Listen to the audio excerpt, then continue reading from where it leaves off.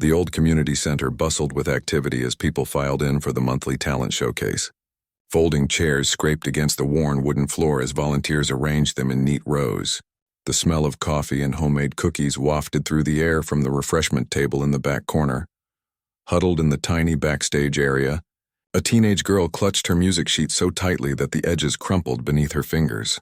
Her heart pounded against her ribs like it was trying to escape. Lynn had been dreading this moment for weeks, ever since her piano teacher, Mrs. Wilson, had signed her up without asking. "I can't do this," Lynn whispered, her voice barely audible over the chatter of the growing crowd beyond the curtain. She tucked a strand of dark hair behind her ear and took a shaky breath. "I'm going to mess up. I know it." Mrs. Wilson, a kind woman in her 60s with salt and pepper hair pulled into a neat bun, placed a reassuring hand on Lynn's shoulder. "Nonsense.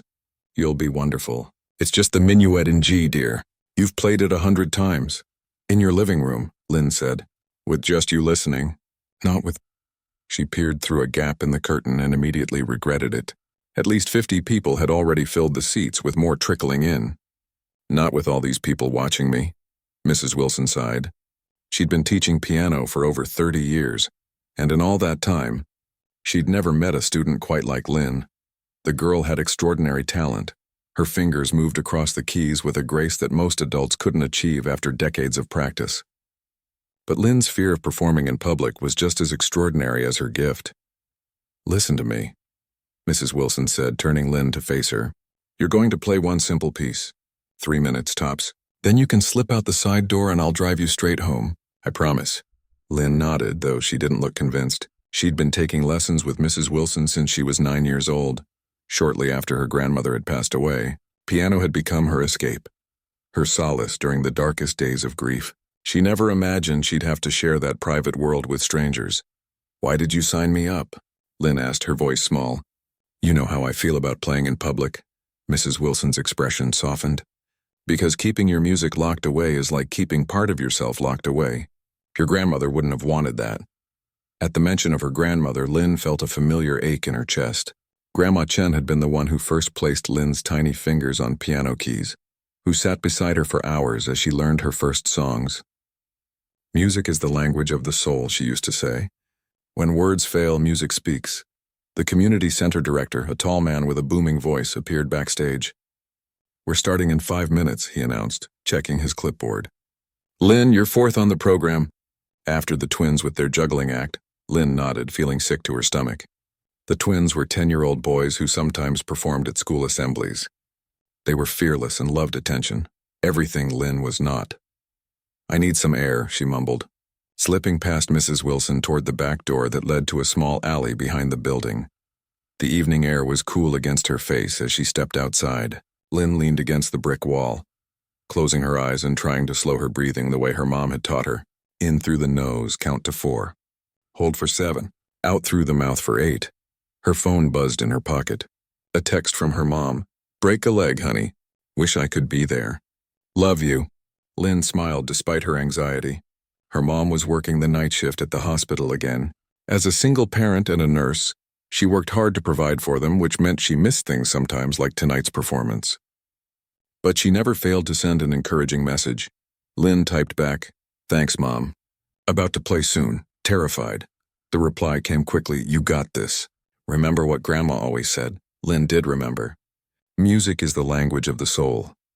She closed her eyes and imagined her grandmother beside her, nodding encouragingly as she always had during practice. The back door opened and Mrs. Wilson poked her head out. "They just announced the twins. You're up next." Lynn's momentary calm evaporated. She followed her teacher back inside, her legs feeling like they might give out with each step. Backstage, she could hear the audience clapping and cheering as the twins finished their juggling routine. Too soon, the community center director was back at the microphone. "Next up, we have a young pianist who will be playing Bach's Minuet in G. Please welcome Lynn Chen." The sparse applause felt like thunder in Lynn's ears as Mrs. Wilson gently nudged her toward the stage. The walk to the upright piano in the center seemed to take forever. The spotlight felt hot and blinding. Lynn could feel every eye in the room on her as she sat down on the bench, adjusting it slightly. She placed her music on the stand, though she had memorized the piece months ago. Her hands were shaking so badly that she tucked them under her thighs for a moment, trying to steady them. Someone coughed in the audience. Someone else whispered. Lynn felt panic rising in her chest. She glanced toward the side of the stage where Mrs. Wilson stood. Giving her an encouraging nod, Lynn placed her hands on the keys, took a deep breath and began to play. The first few notes came out hesitantly, slightly off tempo. She winced, feeling her cheeks burn with embarrassment. But as she continued, muscle memory began to take over. Her fingers found their rhythm, dancing across the keys with growing confidence. The simple, familiar tune filled the room. Lynn kept her eyes fixed on the keys, too afraid to look at the audience. In her mind, she wasn't at the community center anymore.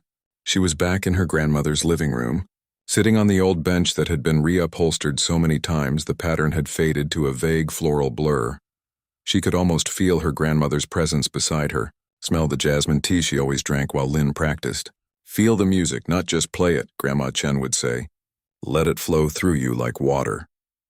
As the middle section of the piece began, something strange happened. For the first time since she'd started playing in public, Lynn forgot to be afraid. The music carried her away and her rigid posture relaxed slightly. Her shoulders dropped and her breathing deepened. The notes flowed more naturally now with subtle dynamics that weren't marked in the sheet music. A slight crescendo here, a gentle ritterdando there. These were Lynn's own interpretations, little flourishes she added when playing alone in her room, never intending for anyone else to hear them. But here they were, slipping out before she could stop them. The simple minuet transformed under her fingers into something more personal, more alive. As she neared the end of the piece, Lynn finally dared to glance up. What she saw almost made her fingers stumble on the keys. The audience was watching her with rapt attention. An elderly man in the front row had closed his eyes, a peaceful expression on his face. A young girl, perhaps 7 or 8, leaned forward in her seat, eyes wide with wonder. Lynn finished the final measure and lifted her hands from the keys. For one terrible moment, there was complete silence. Had she played that badly? Had her personal interpretation ruined the classical piece? Then the applause started. It wasn't the polite, obligatory kind she'd expected. It was enthusiastic, genuine. Someone even whistled from the back row. Lynn stood quickly, gave an awkward bow and hurried off the stage, her cheeks flushed with a confusing mix of embarrassment and unexpected pleasure. Mrs. Wilson wrapped her in a quick hug. "That was beautiful, Lynn. I told you you could do it." "I messed up the tempo at the beginning," Lynn said, still catching her breath. "Nobody noticed," Mrs. Wilson assured her. "And the way you played the middle section, I've never heard you play it quite like that before." "It was lovely." Lynn was about to respond when the community center director approached them, his clipboard still in hand. He looked concerned. "We have a bit of a situation," he said in a low voice. "Our main performer for tonight just called. She's stuck in traffic and won't make it. We need someone to fill a 15-minute slot." Mrs. Wilson's eyes lit up before Lynn could process what was happening. "Lynn could play a few more pieces," she suggested. "No," Lynn said quickly, panic rising again. "I can't, that wasn't the deal. You said one simple piece and then I could leave." "Please," the director said, looking desperate. "The next performer isn't ready yet and we can't just have dead air. The audience is really enjoying the show so far." "I don't have any other music with me," Lynn protested. "You've memorized plenty of pieces," Mrs. Wilson pointed out. "Bach, Mozart, that lovely Chopin nocturne we've been working on." Lynn shook her head, backing away slightly. "I can't, I'm sorry." Just then a woman approached from the audience side of the curtain. She wore an elegant blazer and had a lanyard around her neck with some kind of ID badge. "Excuse me," she said. "I'm Laura Reeves from the State University School of Music. That was quite a performance, young lady. Do you have formal training?" Lynn stared at her in surprise, unable to form words for a moment. Yes. I've been taking lessons since I was 9. "She's being modest," Mrs. Wilson interjected. "Lynn has exceptional talent. She picks up complex pieces faster than any student I've ever taught." The director looked between them, his expression brightening. "So you'll play more?" he asked Lynn hopefully. Lynn felt trapped. The thought of going back on stage made her stomach churn. But the way the audience had looked at her during those final moments of the minuet, like they were truly listening, truly feeling what she played, had stirred something inside her. And now this woman from the university was watching her expectantly. Was this an opportunity? Or just another chance to fail spectacularly? Lynn thought of her grandmother again. What would she say in this moment? 5 more minutes, Lynn said finally, her voice barely audible. I can play one more piece. That's it. As the director rushed off to make the announcement, Lynn walked back toward the piano on shaky legs, wondering what she had just gotten herself into and how this simple evening had taken such an unexpected turn. Lynn stood frozen beside the piano, her mind racing. The community center director had just announced that she would be playing another piece, and now everyone was looking at her expectantly, including the woman from the university music school, who was watching with interest from the side of the stage. You can do this, Mrs. Wilson whispered, giving Lynn's shoulder a gentle squeeze before stepping back into the wings. Lynn sat down at the piano again, her legs feeling like jelly. What should she play? She hadn't prepared anything else. The Chopin nocturne Mrs. Wilson had mentioned was still rough around the edges. She'd only been working on it for a few weeks. As her panic mounted, Lynn closed her eyes and tried to center herself. The audience's murmurs faded into the background as she remembered her grandmother's voice. When you don't know what to play what you feel. Since her grandmother's passing, Lynn had developed a habit of improvising when she was alone. She would sit at her keyboard with headphones on late at night, letting her emotions flow through her fingers. She never played these private compositions for anyone. They weren't real music, she thought, just her feelings translated into sound. But now, faced with an empty stage and expectant faces, Lynn had nothing else to offer. She placed her fingers on the keys and began to play. The melody started softly, hesitantly, like a question being asked. It was a simple tune that had come to her one rainy afternoon while thinking about her grandmother. A melody that somehow captured both sadness and warm memories. As her confidence grew, so did the music. Her left hand added depth with gentle chords that ebbed and flowed like waves. She hadn't planned any of this, but her fingers seemed to know where to go, building a story without words. In the audience, people who had been shifting in their seats grew still. A few who had been checking their phones put them away. The chattering teenagers in the back row fell silent. Lynn was no longer aware of them. In her mind, she was sitting in her grandmother's apartment, sunlight streaming through lace curtains, the smell of jasmine tea in the air. The music swelled as she remembered her grandmother's laugh. The way she would clap her hands in delight when Lynn mastered a difficult passage. The stories she told of growing up in a small village where music was a luxury. The piece took on a wistful quality, as Lynn's thoughts turned to the funeral, to the empty space her grandmother had left behind.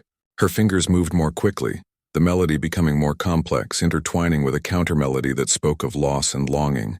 Then, gradually, the music transformed. The minor key shifted to major. The tempo steadied. This was the part of Lynn's story where she began to heal, where she found her own voice through music, where her grandmother's legacy lived on through her playing. As she approached what felt like the natural conclusion of the piece, Lynn finally dared to open her eyes. What she saw took her breath away. The audience sat completely still. An older man in the second row had tears streaming down his face. The young girl who had watched so intently before was now leaning against her mother, both of them transfixed. Even the teenagers in the back weren't fidgeting anymore. Lynn finished with a gentle chord that hung in the air like a whispered goodbye. For several seconds, nobody moved, nobody spoke. It was as if everyone in the room was collectively holding their breath. Then someone in the back started to clap, and suddenly the whole room erupted. People were standing, applauding with genuine enthusiasm. The director was beaming from the side of the stage. Mrs. Wilson had her hand over her heart, her eyes glistening. Lynn stood shakily and gave a small bow, overwhelmed by the response. She hurried off stage, her face burning, her heart pounding so hard she thought it might burst. That was... Mrs. Wilson seemed at a loss for words as she met Lynn backstage. I've never heard you play like that before. What was that piece? I don't recognize it. It wasn't anything, Lynn mumbled, embarrassed. I just... Made it up. You composed that? Mrs. Wilson's eyebrows shot up. Just now? On the spot? Before Lynn could answer, they were joined by Laura Reeves, the woman from the university. That was extraordinary, she said, extending her hand to Lynn. I've rarely heard such genuine emotion from someone so young. Lynn shook her hand tentatively. Not sure what to say. Was that an original composition? Laura asked, echoing Mrs. Wilson's question. Lynn nodded, feeling suddenly self-conscious. Sort of. I just play around with melodies sometimes. She's being modest again, Mrs. Wilson said. Lynn, you need to tell her the truth. Lynn looked down at her shoes. I've never played it for anyone before. I don't write anything down. It's just something I do. Laura's eyes widened. You're telling me you improvised that entire performance? Without any preparation? Lynn shrugged, uncomfortable with the attention. I guess so. I just played what I was feeling. Remarkable, Laura said, shaking her head in wonder. Absolutely remarkable. She reached into her blazer pocket and pulled out a business card. I'm here tonight scouting for our summer program, but I think you might be a candidate for something more. Would you be interested in auditioning for our composition track? It's highly selective, but with your natural talent. Lynn stared at the card in disbelief. The State University School of Music was prestigious.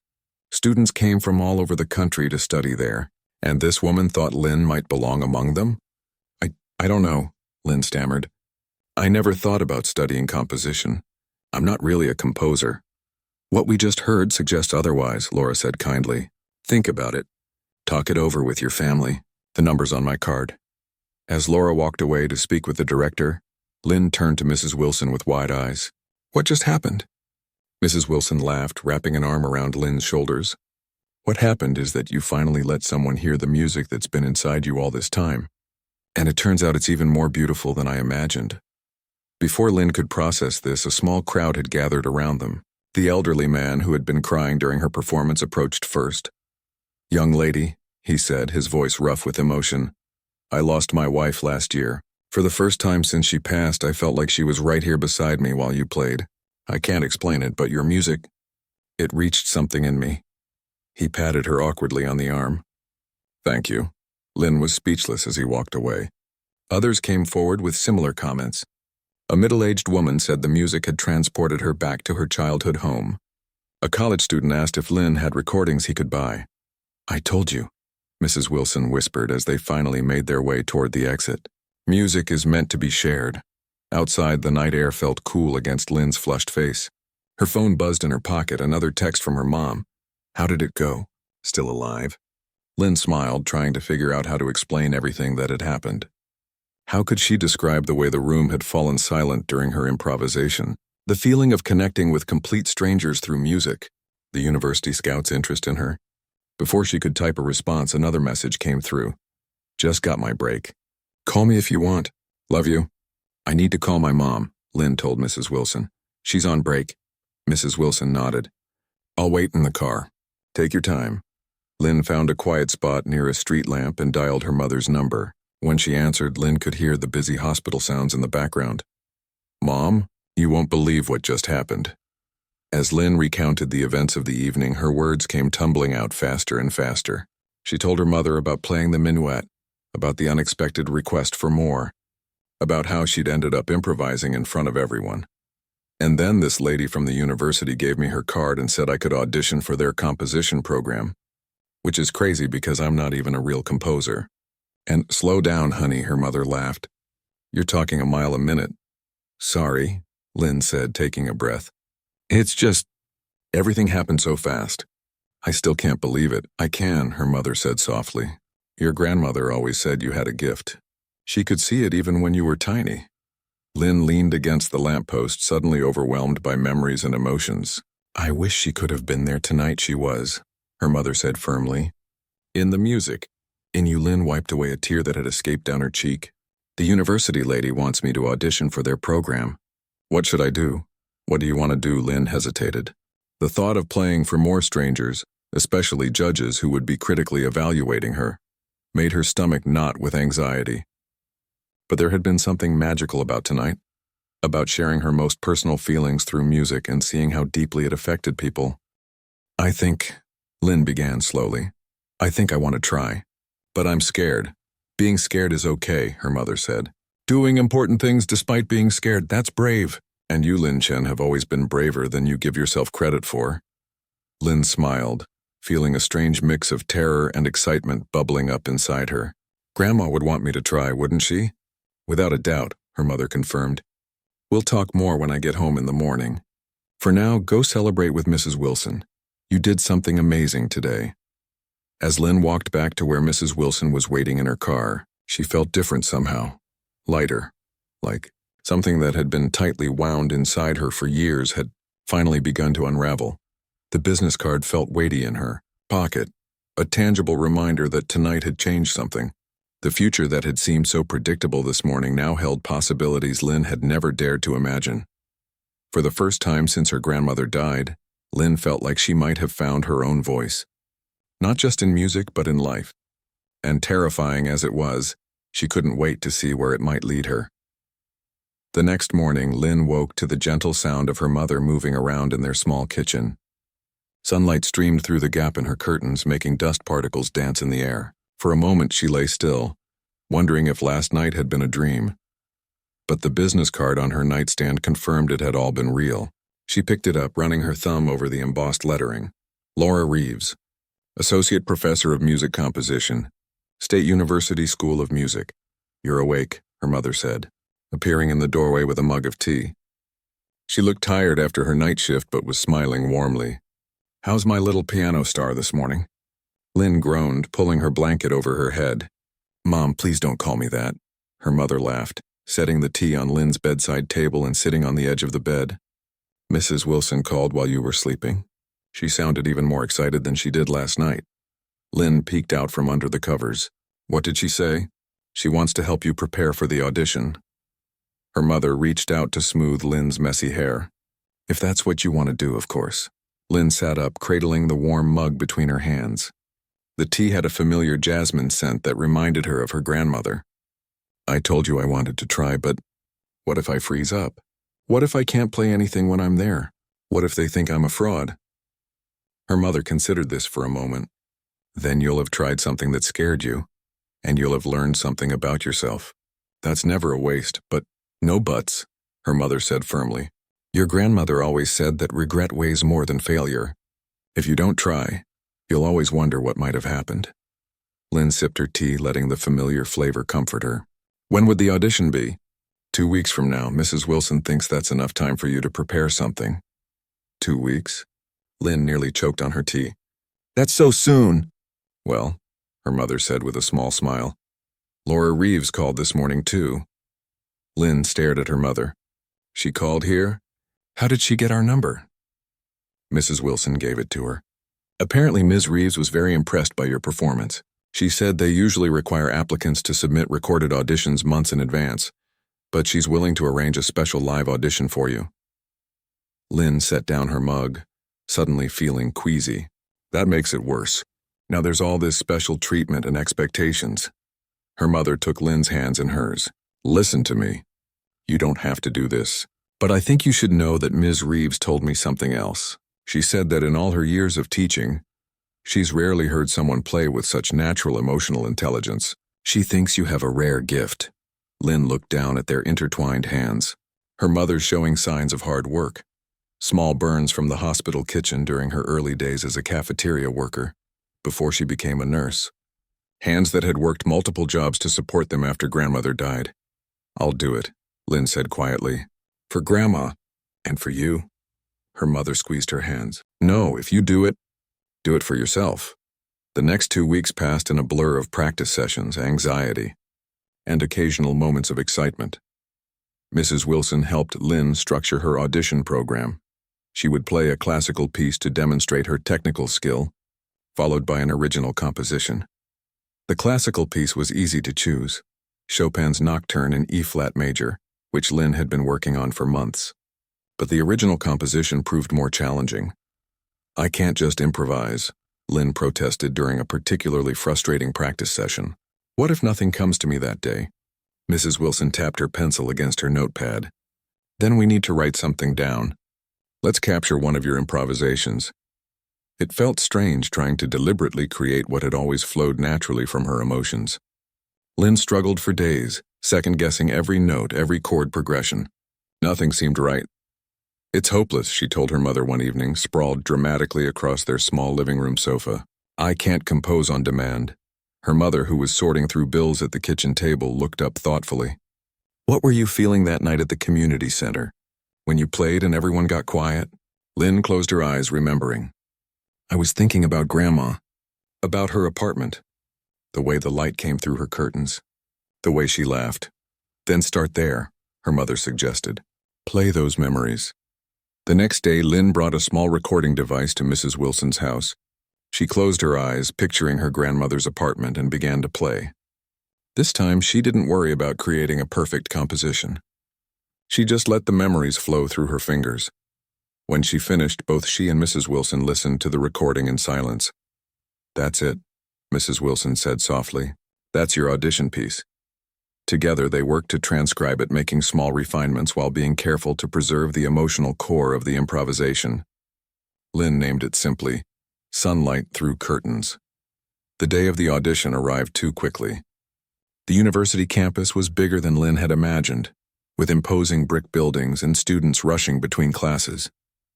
She felt small and out of place as she followed the signs to the music building. Mrs. Wilson had offered to come with her, but Lynn had asked to do this alone. Now, sitting on a bench outside the audition room, she regretted that decision.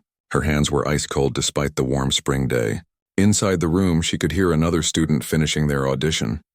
A complicated-sounding piece with lots of fast runs and dramatic dynamics. The door opened, and a confident-looking boy about her age walked out, nodding to Lynn as he passed. A voice from inside called, "Next, please." "Lynn Chen?" Lynn stood on shaky legs and entered the room. 3 people sat at a table, Laura Reeves, whom she recognized from the community center, and 2 others she didn't know. Behind them was a grand piano that made Mrs. Wilson's upright look like a toy. "Hello, Lynn," Laura said warmly. "Thank you for coming today. This is Professor Thomas, our department chair, and Dr. Patel, who heads our composition program." Lynn managed a small nod of greeting. "Whenever you're ready," Laura continued. "Please introduce your pieces and begin." Lynn walked to the piano, her heart pounding so loudly she was sure they could hear it. The keys looked impossibly white under the bright lights. She sat down, took a deep breath, and turned to face the panel. "I'll be playing Nocturne in E-flat major by Chopin," she said, her voice surprisingly steady. "And then an original composition called Sunlight Through Curtains." She turned back to the piano, placed her hands on the keys, and began to play. The familiar Chopin piece flowed from her fingers, the notes rising and falling like gentle waves. Despite her nervousness, the music carried her forward. She lost herself in the beautiful melody, the way she always did when playing this particular nocturne. When she finished, there was a brief silence before Professor Thomas made a note on his paper. Dr. Patel nodded slightly. None of them said anything, but Lynn thought she saw a small smile on Laura's face. Now came the hard part. Lynn flexed her fingers and prepared to play her own composition. But as she was about to begin, doubt crashed over her. What if they hated it? What if it sounded amateurish compared to what the other students had played? What if, suddenly, in her mind, she heard her grandmother's voice clear as day? Music is the language of the soul. When words fail, music speaks. Lynn closed her eyes and began to play. The first few notes were tentative, just as they had been that night at the community center. But soon the music took shape, painting pictures with sound, sunlight filtering through lace curtains, the smell of jasmine tea, her grandmother's hands guiding hers on the keys. Lynn forgot about the judges, forgot about the audition. She was playing for her grandmother now, sharing the memories they'd created together and the love that still connected them across time and space. As the final notes faded, Lynn opened her eyes, slightly dazed as if waking from a dream. The 3 judges were looking at her with expressions she couldn't quite read. Dr. Patel cleared his throat. "You composed this piece yourself?" Lynn nodded nervously. "It's quite unconventional," he continued. "The structure doesn't follow traditional compositional forms." Lynn's heart sank. She knew she should have spent more time studying proper composition techniques. "But," Dr. Patel added, his serious expression softening slightly, "it has an emotional authenticity that is rare in someone your age. There's something quite compelling about it." Professor Thomas nodded in agreement. "Raw talent," he murmured, making another note. "Needs refinement, but undeniable potential." Laura Reeves was smiling openly now. "Thank you, Lynn. That was lovely. We'll be in touch within the week about our decision." Lynn stood, gave a small bow as Mrs. Wilson had taught her, and walked out on legs that felt like they might give way at any moment. Outside, she leaned against the building's cool brick wall, letting out a long breath she hadn't realized she'd been holding. She had done it. Whether she got in or not, she had played her heart out on that grand piano. She had shared her music, her real music, not just the classical pieces she'd been taught, with professional musicians. Her phone buzzed with a text from her mother. "Done yet?" "How did it go?" Lynn smiled, typing back, "I just finished. I played Grandma's song for them." Whatever happened next, she knew one thing for certain. The music inside her wasn't meant to be kept hidden anymore. It was meant to be shared. And that realization, more than any acceptance letter, felt like the beginning of something important. 5 days after the audition, Lynn sat at her desk trying to focus on her math homework. The equations blurred before her eyes as her mind kept drifting to the university music program. They had said they would contact her within a week, but each day that passed without news made her more anxious. Her phone chimed with a text message. Lynn lunged for it, hoping it might be Laura Reeves, though she knew the professor would likely call rather than text. It was her friend Tina. "Any news yet?" Lynn typed back a quick no and put her phone down with a sigh. She had told only Tina about the audition. She wasn't ready for questions from other classmates, or worse, their pity if she didn't get in. "Lynn?" Her mother called from the hallway. "Phone for you." Lynn's heart leaped into her throat. She rushed out of her room so quickly she banged her hip against the doorframe. Her mother stood holding the landline with an unreadable expression. "It's Ms. Reeves from the university," she whispered, covering the receiver with her hand. Lynn took the phone with trembling fingers. "Hello, this is Lynn. Lynn, hello." Laura Reeves's voice sounded cheerful. "I hope I'm not calling too late in the evening." "No, it's fine," Lynn said, trying to keep her voice steady. Her mother hovered nearby, clearly trying not to look too eager for news. "I'm calling about your audition," Laura continued. "The committee has made its decision." Lynn closed her eyes, bracing herself. "Okay. We'd like to offer you a place in our summer composition program with a scholarship that covers the full tuition." Lynn's eyes flew open. Her mother, seeing her expression change, raised her eyebrows questioningly. "Really?" Lynn managed to say. But Dr. Patel said my composition was unconventional," Laura laughed. "That's part of why we want you, Lynn. Your technical skills are already solid, as your Chopin demonstrated.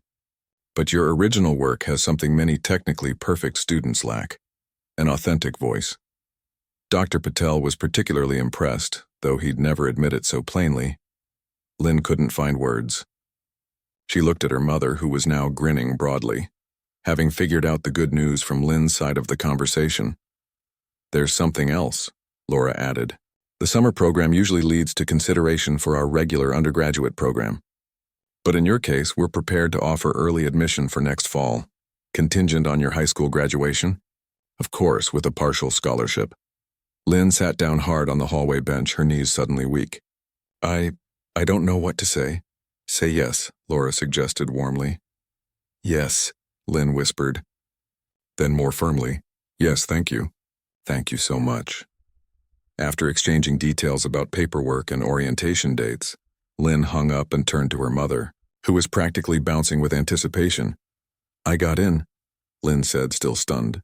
"Full scholarship for the summer program and early admission for fall with a partial scholarship." Her mother let out a joyful cry and wrapped Lynn in a tight hug, lifting her slightly off the ground despite being shorter than her daughter. "I knew it. I knew they would see how special you are." As her mother set her down, Lynn felt tears welling up. "I wish Grandma could know." Her mother brushed Lynn's hair back from her face tenderly. "Oh, honey, I think she does know. Somehow." The next day, Lynn went straight to Mrs. Wilson's house after school to share the news. Her piano teacher's reaction was everything Lynn had hoped for: tears of joy, fierce hugs, and immediate plans for what Lynn should work on before the summer program began. "We should celebrate," Mrs. Wilson declared, pulling a tin of cookies from her cupboard. "This calls for the good shortbread, the one I only make at Christmas." As they sat in Mrs. Wilson's cozy kitchen, munching on buttery cookies, the reality of Lynn's accomplishment began to sink in. "I still can't quite believe it," Lynn admitted. "Just 3 weeks ago I was terrified to play even a simple piece in public. Now I'm going to study composition at the university. Mrs. Wilson nodded thoughtfully. Life can change direction in a single moment. For you, it was that night at the community center. I almost didn't go, Lynn remembered. If I hadn't insisted, you would have found your way eventually, Mrs. Wilson said confidently. Talent like yours can't stay hidden forever. Lynn wasn't so sure about that, but she smiled anyway, grateful for her teacher's unwavering belief in her. There's something I've been wanting to show you, Mrs. Wilson said, rising from her chair. Wait here. She disappeared into her study and returned with a yellowed newspaper clipping in a simple frame. This is from 1973, she explained, handing it to Lynn. The black and white photograph showed a much younger Mrs. Wilson sitting at a grand piano on what looked like a concert stage. The headline read, Local Pianist Wins Regional Competition. Lynn studied the image with fascination. She had never thought about Mrs. Wilson having a performance career of her own. You were a concert pianist? Mrs. Wilson laughed softly. Almost.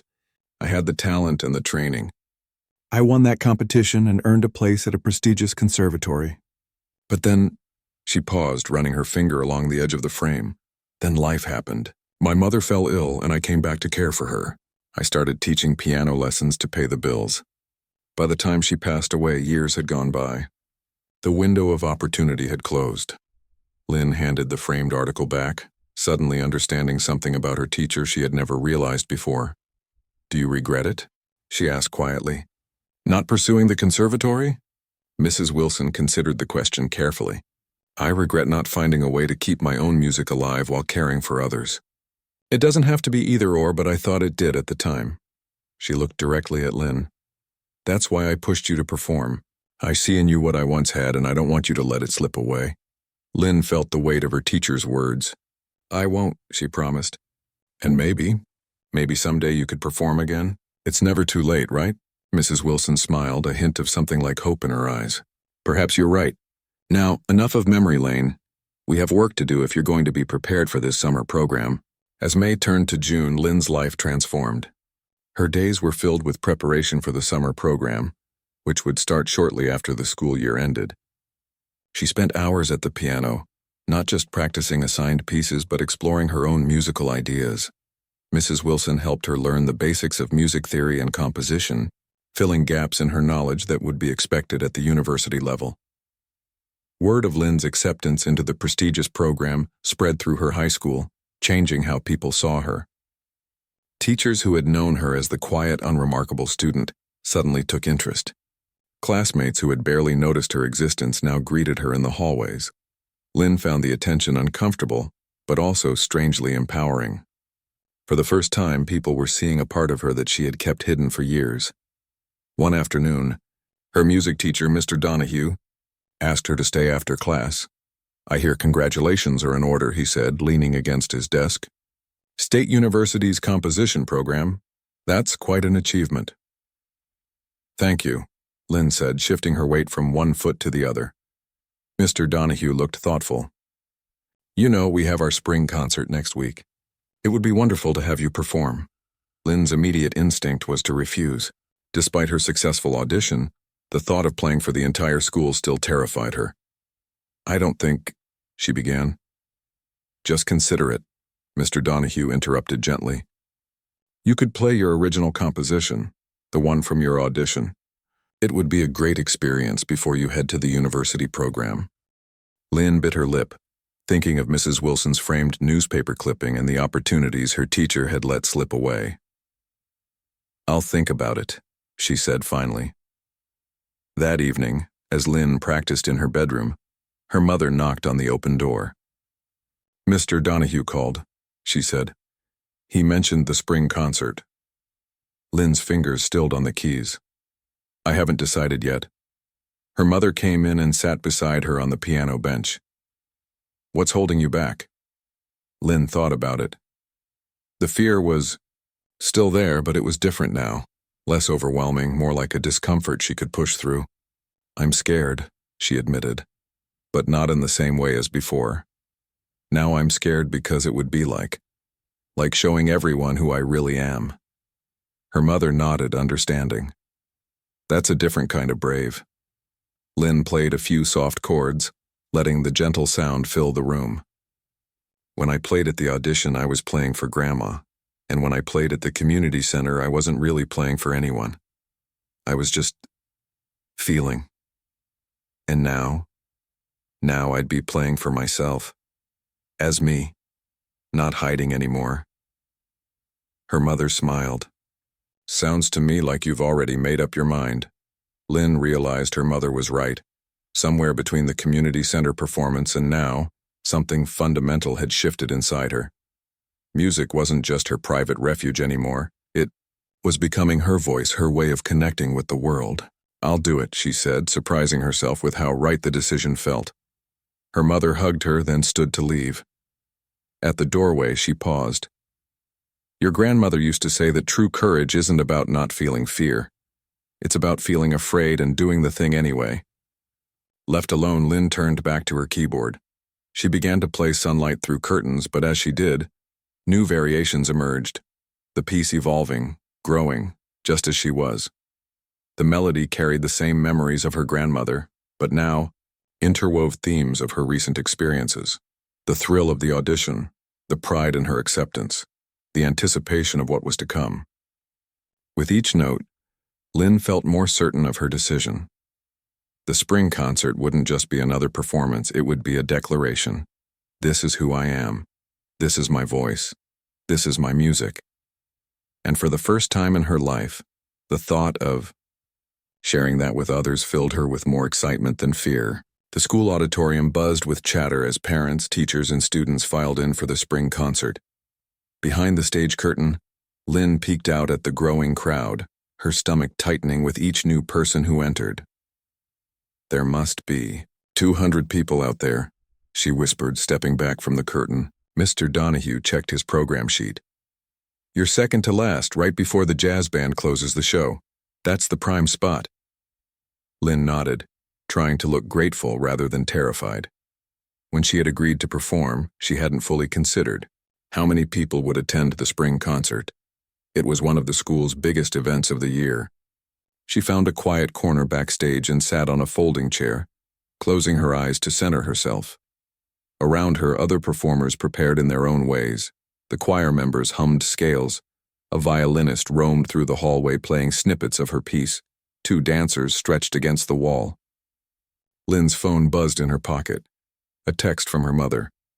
Just took my seat, so proud of you already. Another message followed immediately. Mrs. Wilson is here too, 3rd row center. Lynn smiled despite her nervousness. Her mother had swapped shifts to be here tonight, and Mrs. Wilson had canceled her Thursday evening lessons, something she almost never did. The first performances began, the choir singing a medley of pop songs, followed by a flute quartet, then the drama club performing a scene from their recent play. Lynn barely registered any of it, her mind fixed on what was to come. She had been practicing intensely all week, refining her composition, making small adjustments. Unlike at the community center or the university audition, tonight she would be playing for people who knew her, or thought they did. Classmates who had seen her as just a quiet girl in the back row would now see a different side of her. The thought was both exhilarating and terrifying. As the dance team finished their routine to enthusiastic applause, Mr. Donahue appeared beside her. You're up next, Lynn. Ready? Lynn took a deep breath. As ready as I'll ever be. He smiled kindly. You know, I've been teaching music at this school for 18 years.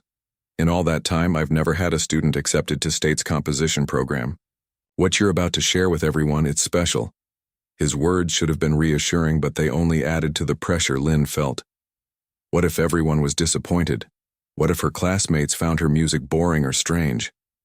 Just remember why you're playing, Mr. Donahue added, as if reading her thoughts. Not for them, for the music itself. On stage, the dance team was taking their final bows. Mr. Donahue squeezed Lynn's shoulder gently, then walked out to the microphone to introduce her.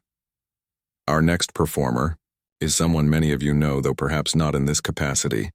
His voice echoed through the auditorium. She was recently accepted to the State University School of Music's prestigious composition program. Tonight she'll be performing an original piece. Please welcome Lin Chen." The applause started as Lin walked onto the stage, her legs feeling strangely disconnected from her body. The grand piano gleamed under the stage lights, a much nicer instrument than the old upright at the community center. As she sat down and adjusted the bench, Lin scanned the audience. Though the stage lights made it hard to see faces clearly, she spotted her mother in the fourth row, recognizing the bright blue blouse she had chosen specially for tonight. Beside her was Mrs. Wilson, sitting ramrod straight with anticipation. Lin placed her hands on the keys, surprised to find them steady. She had expected to be shaking like a leaf, but instead she felt a strange calm settling over her. She hadn't prepared any introduction. "Mr." Donahue had offered to let her speak, but she'd declined, so there was nothing left but to play. Lin closed her eyes for a moment, gathering herself, then began. The first notes of "Sunlight Through Curtains" filled the auditorium. Though she had played this piece many times now, it felt different tonight, more certain, as though the music had matured alongside her over the past weeks. She had refined certain sections, added subtle variations, yet the emotional core remained the same. Her memories of her grandmother, the warmth of those moments, together, the light filtering through lace curtains on quiet afternoons. As the piece progressed, Lin felt herself relax into the music.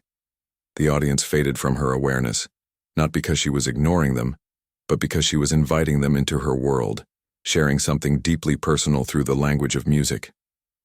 When she reached the middle section, where the piece transitioned from minor to major, from loss to healing, she allowed herself to look up briefly. The auditorium was utterly silent. Even the usual shuffling and coughing had ceased. Lin returned, her focus to the piano, her fingers finding the keys without hesitation as she moved toward the finale. She added a new flourish she had composed just days ago, a shimmering arpeggio that seemed to capture the feeling of light dancing through crystal. As the final notes faded, Lin kept her hands hovering over the keys for a moment, not quite ready to break the spell. Then she lowered them to her lap and looked up at the audience. For 3 heartbeats there was complete silence. Then someone in the back stood up. Then another person, and suddenly the entire auditorium was on its feet, applauding with an enthusiasm that seemed to make the very walls vibrate. Lin rose from the bench, stunned by the response. She gave a small, awkward bow, her eyes finding her mother in the crowd. Even from a distance, she could see the tears streaming down her mom's face as she clapped wildly. Beside her, Mrs. Wilson was beaming with undisguised pride. As Lin made her way off stage, she passed Mr. Donahue, who was returning to the microphone to introduce the jazz band. He gave her a quick thumbs up, his expression saying more than words could. Backstage, Lin felt oddly lightheaded, the adrenaline of the performance still coursing through her.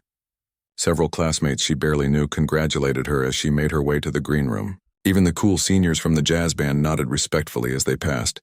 "That was amazing," said a voice behind her. Lin turned to find Tina, her friend who had texted her earlier in the week. "You think so?" Lin asked, suddenly shy again. "Are you kidding? People are still talking about it out there." "I didn't know you could play like that," Lin smiled. "Neither did I until recently." After the jazz band finished the show, Lin made her way through the crowded lobby, where audience members were mingling with performers.